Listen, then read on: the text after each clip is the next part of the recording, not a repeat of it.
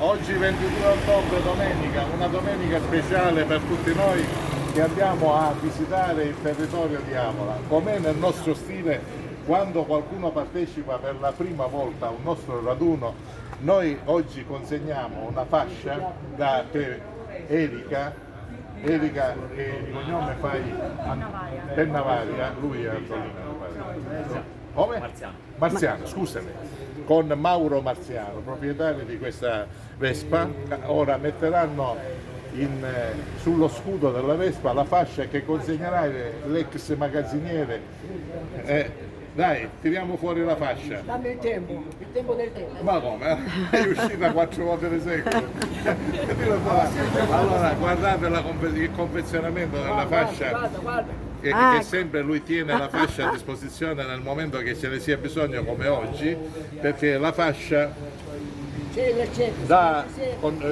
ecco la consegna Salvatore Pignato, attrezzata anche per l'accetto eventuale che si potesse usare per legarlo, oppure con i gancetti.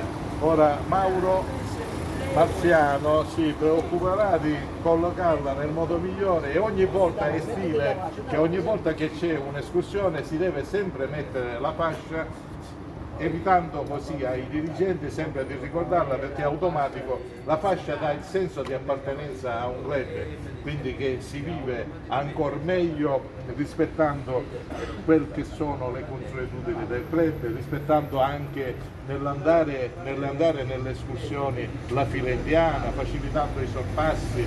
È inutile mettersi 2 e 3 accoppiati, no? Quindi facilitando i sorpassi, mantenendosi a debita distanza da chi precede e da chi segue, perché per evitare tamponamenti inutili, che è capitato da noi.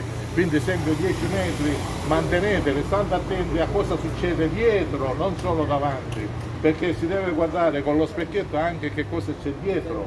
Questo è tutto, insomma, convivere al meglio, e la vostra fascia ora vi appartiene ed è vostra per sempre.